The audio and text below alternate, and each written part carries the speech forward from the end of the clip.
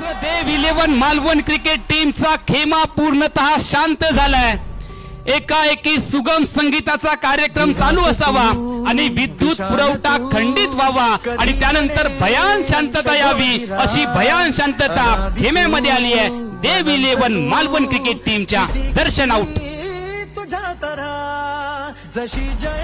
ओहो perfume perfume delivery लेकराच भेट शिरे आता अंतरात तू